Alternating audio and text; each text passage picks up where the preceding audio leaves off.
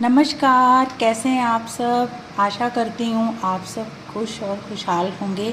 खुश रहिए और पॉजिटिव रहिए।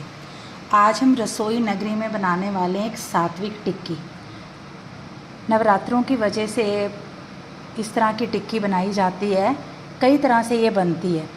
तो इसको स्वादिष्ट बनाने में हम कोई कसर नहीं छोड़ेंगे और सिर्फ इस्तेमाल करेंगे बहुत ही हल्की फुल्की चीज़ें, हल्के फुल्के मसाले जो घर में ही बने हुए हैं। तो चलो शुरू करते हैं। एक सात्विक टिक्की, ये है सिंघाड़े का आटा, जो अक्सर शुरुआत ही नवरात्रि से की जाती है इस आटे की। तो यहाँ पर मैं एक चीज़ बताना चाहूँगी कि यदि एक कटोरी, इसका पहला रूल होता है कि यदि एक कटोरी आटा है तो उसके 3 गुना यानी 3 कटोरी आलू होना चाहिए, तभी ये रेसिपी बहुत अच्छी बनती है। क्योंकि ये आटा होता है खुश्क। इसमें ज़्यादातर इसको सॉफ्ट बनाने के लिए इसमें सब्जियों का इस्तेमाल करेंगे तो ये स्वादिष्ट तो बनेगी और उसके साथ साथ ये हजम भी जल्दी हो जाएगी। तो यहाँ पर मैंने 1 कटोरी आटा लिया है, जबकि मैं पूरी 1 कटोरी अभी डालूँगी नहीं, इसके 3 हिस्से डालेंगे हम। चलो डाल ही लेते हैं, 1 कटोरी पूरा डाल लेते हैं। अब 1 कटोरी आटा ले लिया और इसमें मैंने आलू लिए हैं, ये 3 कटोरी जो मैंने कद्दूकश किए हैं। यहाँ पर एक चीज़ और ध्यान देने योग्य है कि आलू को बहुत ज़्यादा वाटरी नहीं करना, यानी उसको इतना ज़्यादा नहीं गलाना कि वो पानी पानी बिल्कुल ही सॉफ्ट हो जाए। इसे मैंने कद्दूकश किया था, देखिए ये सख्त है थोड़ा सा। ऐसा ही आलू टिक्की के लिए हमेशा इस्तेमाल किया जाता है। तो ये हम इसके बीच में डाल देंगे। अब हमने आलू और आटा तो डाल दिया, उसके बाद इसमें हम डालेंगे कसूरी मेथी। कसूरी मेथी से ये लाजवाब बनती है, तो मैंने 3 से 4 चम्मच इसमें डाली है कसूरी मेथी। और उसके बाद हम इसमें डालेंगे कुछ सब्जियां। ये उबली हुई सब्जी है, 1-2 टुकड़े इसमें गोभी के हैं, गाजर है, फलियां हैं, मटर है। तो इस तरह की सब्जी आप डाल सकते हैं, उससे जो आप व्रत में खाते हैं। यदि कोई व्रत में खाने वाली नहीं है तो आप स्किप कर दें। इवन कि पालक भी बारीक बारीक काट कर इसमें ज़रूर डालें। तो ये मैं इसमें डाल देती हूँ।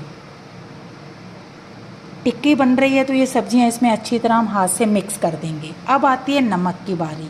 तो मैं यहाँ पर काला नमक इस्तेमाल करूँगी 1 बड़ा चम्मच, क्योंकि काला नमक अक्सर हल्का ही होता है, मतलब पहाड़ी नमक है ये, तो ये कम खाते हैं तो फिर दोबारा डालना पड़ता है, इसलिए मैंने इसमें 1 बड़ा चम्मच नमक डाला है। अब आती है मसालों की बारी। मसाले हम किचन के सभी डालेंगे। धनिया डालेंगे 2 चम्मच, गरम मसाला डालेंगे 1.5 चम्मच, 1 चम्मच कश्मीरी मिर्च, आधा चम्मच काली मिर्च, आधा चम्मच हल्दी, 1 चम्मच जीरा।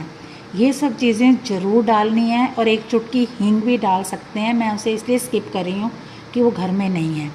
इसके अलावा बारीक कटा हुआ 1 कटोरी पालक भी इसमें डाल सकते हैं। अक्सर जब हम ये टिक्की बनाते हैं उसके हम पकौड़े बना लेते हैं फटाफट, तो वो ड्राई करते हैं, उसको हम दही में डाल के बहुत सॉफ्ट करके बना लेते हैं, उसमें थोड़ा सा मीठा सोडा डाल दिया। तो इन चीज़ों के बिना ये टिक्की मैं बना रही हूँ। इसमें सिर्फ हमने सब्जियाँ डालनी जिससे ये सॉफ्ट हो जाएगी, लेकिन हमने इसको सख्त गूंदना है। आटा मैंने 1 कटोरी लिया, लेकिन फिर भी मैंने आधा कटोरी आटा अपने पास रख लिया है, क्योंकि आटे की क्वांटिटी 3 कटोरी जो मैंने कटोरी यूज़ की थी उससे ज़्यादा ही थी। तो अब इसको हम गूंदते हैं और देखते हैं कि इसमें आटे की ज़रूरत पड़ेगी कि नहीं। तो इसको ज़रा सख्त गूंदना है आपने। अब मैं इसको गूंदूंगी, फिर आपको दिखाऊंगी कि इसमें आटे की ज़रूरत है।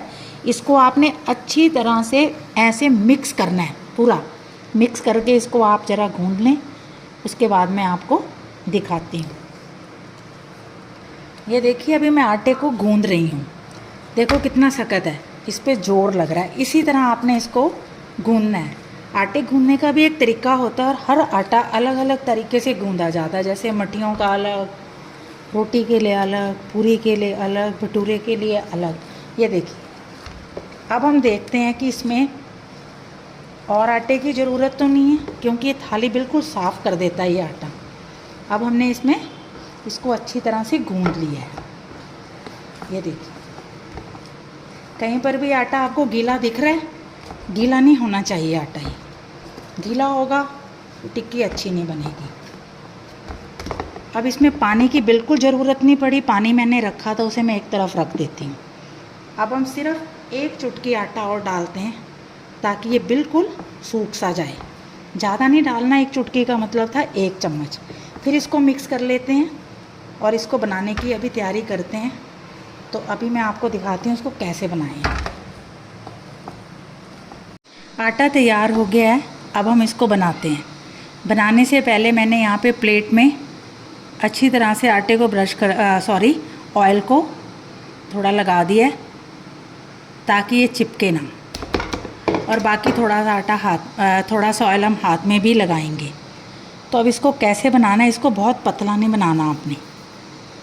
ये देखिए, कुछ नहीं करना आपने, तेल वाले हाथ लगाते रहें। जब आप तेल वाले हाथ लगाएंगे तो ये टूटेगी नहीं और बहुत अच्छी बनेगी।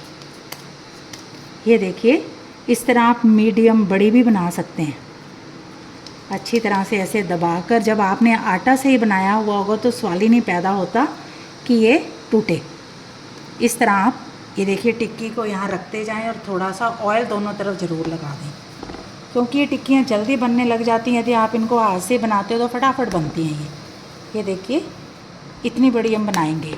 थोड़ा सा फिर तेल लगा दिया और इस तरह से इस टिक्कियों को हम बना कर शेप करके रखते रहेंगे यहाँ पे। और सारी जितनी भी टिक्कियाँ हैं हम इसको ज़रा बना लेते हैं। फिर ऑयल लगाना है, हर बार आपने ऑयल ज़रूर लगाना है, नहीं तो आपके हाथ में ये आटा चिपक जाएगा। बहुत इजी है, बस सब्जियां नहीं आनी चाहिए। सब्जी ऐसे गूंदें कि सब्जियां मिक्स हो जाएं। उबली हुई सब्जियां हैं उनको आप अच्छी तरह हाथ से या आलू मैशर जो होता है उसके साथ भी दबा के सही कर सकते हैं।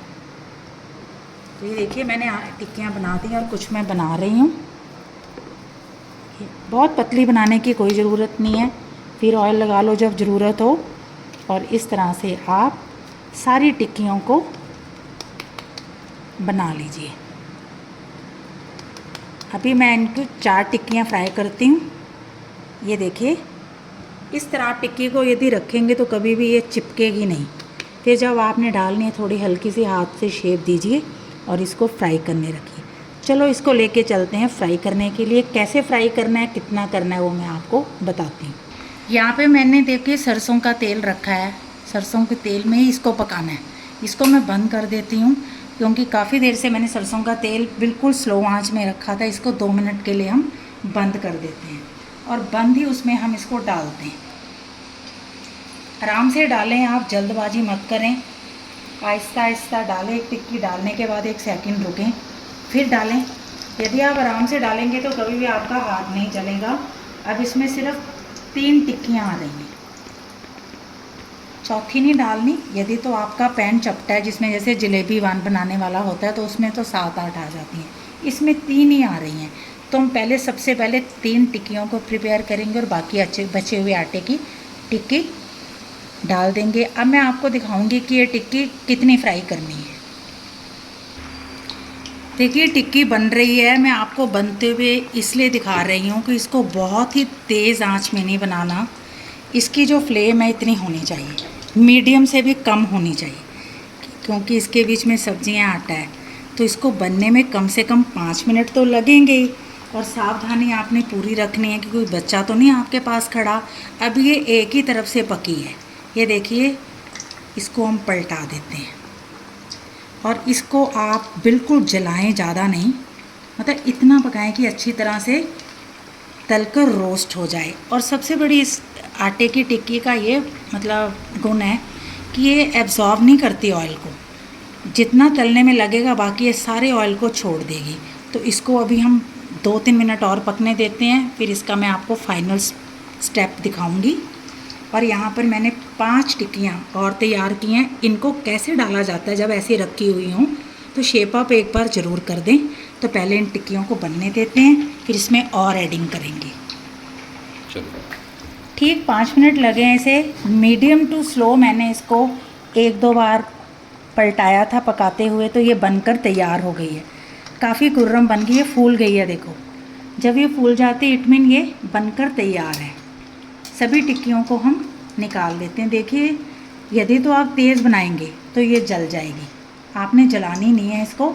ये देखिए, इसमें दिखाइए, ये देखिए, इसको मैं दबाऊंगी तो ये फूल जाएगी।